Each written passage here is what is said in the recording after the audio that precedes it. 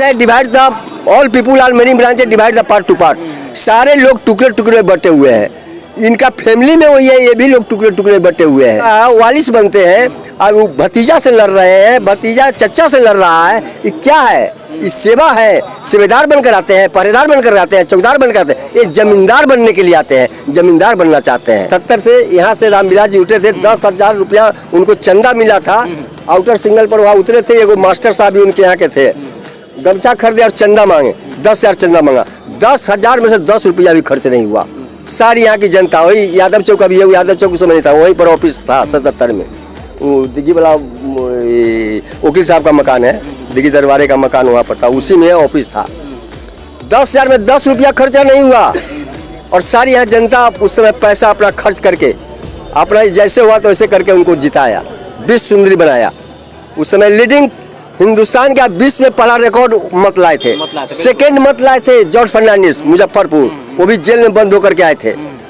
कौन डायनामिट संसद भवन उड़ाने का केस उन पर था, जो वहाँ से अरेस्टिंग था, जेल में थे और वहाँ से लाया गया संसद से, यहाँ से संसदीय क्षेत्र से लड़े मुजफ्फरपुर, जेल में बंद हो गया। उनकी माँ और पत्नी वोट मांग रही थी, आंचल फैला के भीख मांग रही थी। उस क्षेत्र में भी हम गए थे। तुर्की में जब आई, आँख से आंसू चुआने लगी और बोलने लगा, है प्रमोद बाबू बस्कित बाबू के दामाद के यहाँ, ये बस्कित बाबू कानन जी के हैं ना, उन्हीं का दामाद तुर्की में है, बहुत वो भी बड़े आदमी, उन्हीं के दरवाजे पर आकर। अब फिर वहाँ से सेकेंड पोजीशन लाया। 3 लाख समथिंग वोट किया था, 3 लाख 4 लाख के लगभग उनका भी लीडिंग वोट था। चलिए, तो कहना है चाचा का कि जमीन से जुड़े जो नेता हैं, जो जमीन से जुड़े नेताओं की बात होती है तो रामविलास पासवान का नाम कहीं ना कहीं उस लिस्ट में होगा। क्या कुछ कहेंगे? हाजीपुर लोकसभा से पारस के सामने रीना पासवान अब आने वाली हैं। चिराग ने कंफर्म कर दिया है कि मां को उतारने वाले हैं चुनाव में। तो भाई समस्तीपुर से हैं, समस्तीपुर से हैं चिराग। अच्छा, ये बता दीजिए, चिराग हाजीपुर के लिए कितना बेहतर है?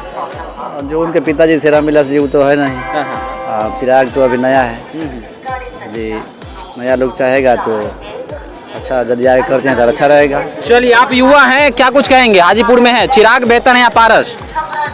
आप इस सब के बारे में हम कैसे बताएं भैया, आप ही लोग ना डिसीजन लीजिएगा। कहाँ से हैं आप? हाजीपुर लोकसभा से? हाँ, हाजीपुर से हैं। क्या लगता है जो आपके मौजूदा सांसद हैं पशुपति कुमार पारस, काम वाम कर रहे हैं? कुछ काम कहाँ कुछ जो है सो सब लोग जान रहे हैं कि कहाँ कौन काम हो रहा है। सोचा भी पड़ा, चाहे जो भी व्यवस्था है सरकारी का जो हो रहा है, सब लोग देख रहे हैं। हॉस्पिटल से लेके, स्टेशन से लेके हर जगह वही है, जो है था वही है, कुछ नहीं बदला है। चिराग आएंगे तो बदलेगा? हाँ, ये होगा, हो सकता है कि चिराग आएंगे तो कहीं बदल सकते हैं, तो और अच्छी बात है। हम लोग भी चाहते हैं कि हुआ। चलिए, आप क्या कुछ कहेंगे? चिराग या बेहतर या फिर पारस बेहतर? चिराग। चिराग बेहतर। चिराग क्यों बेहतर? चिराग जो है अभी नए हर चीज़ में चैलेंजर है, बोलने में हर चीज़ में जो भी है ठीक है हमारे नज़र से। चिराग आपके मौजूदा सांसद पशुपति कुमार पारस की बात करें, उनमें क्या देखते हैं, अंतर क्या देखते हैं चिराग और पारस में?